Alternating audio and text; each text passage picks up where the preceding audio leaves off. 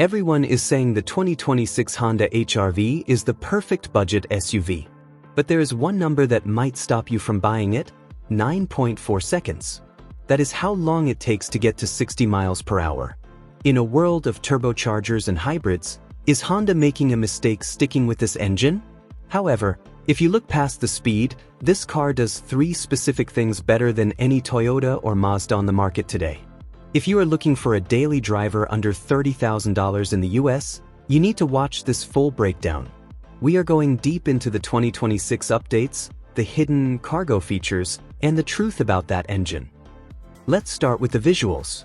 For 2026, Honda has leaned into what I call sophisticated aggression. The front grille on the Sport trim now features a unique honeycomb pattern that separates it from the cheaper LX model. If you are buying this car, you have to look at the Sport trim purely for the wheels. You get these 18-inch gloss black alloys that completely change the stance of the vehicle. It looks wider, lower, and more expensive than it actually is. It's built on the Honda Civic platform, which means it's longer and wider than the old HR Versys. This isn't just cosmetic. This wider stance is crucial for highway stability on American interstates, which we will talk about in the driving section. Step inside, and this is where your money is actually going. Honda has standardized the 9-inch touchscreen across the board for 2026. Finally, no more tiny screens on the base model. You get wireless Apple CarPlay and Android Auto. But here is the retention hack for you. Look at the center bridge console. Honda created this pass-through storage area underneath the shifter.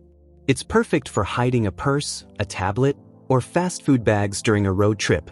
It's a small detail, but it doubles your storage usage. The seats in the EXL trim are leather trimmed, but even the cloth seats in the Sport have this unique orange stitching that gives it a premium vibe. It doesn't feel like a rental car, it feels like a baby Acura. Okay, let's address the elephant in the room. The 2.0-liter, naturally aspirated 4-cylinder engine. 158 horsepower. 138 pound-feet of torque. Is it slow? If you are trying to race a Tesla, you will lose. But here is the context most reviews miss. The CVT transmission is tuned for smoothness, not speed. For 90% of American drivers, commuting to work, school runs, grocery getting, this engine is bulletproof. There are no turbos to blow up. No complex hybrid batteries to replace in 10 years. It is simple, mechanical reliability. If you plan to keep a car for 200,000 miles, this boring engine is actually your best friend. Plus, you're looking at 32 miles per gallon on the highway, which saves your wallet at the pump. But you have options. Let's compare it to the big rival, the Toyota Corolla Cross. The Toyota is slightly faster and offers a hybrid option, which the HR-V currently lacks in the US market. However, the Toyota's interior feels much cheaper and more plastic-heavy compared to the Honda. What about the Subaru Crosstrek? If you live in snowy states like Colorado or Vermont, the Subaru's AWD system is slightly superior. But the Crosstrek feels more like a lifted hatchback. The HR-V feels like a true SUV. It sits you higher and gives you better visibility over traffic. Practicality is where the HR-V wins. Honda's magic seat functionality might be gone in this generation, but the seats still fold almost perfectly flat. You have 24.4 cubic feet of space behind the rear seats. Fold them down, and that jumps to 55 cubic feet. You can easily fit a mountain bike with the front wheel off, a massive IKEA run, or 2 large dogs comfortably. For a subcompact, it swallows a massive amount of cargo. So, which one should you buy? The base LX starts around $25,500.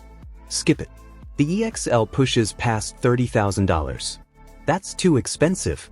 Visual, hero shot of the Sport trim again. The winner is the Sport trim at roughly $27,600.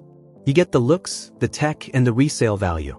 Visual, host or car driving into sunset.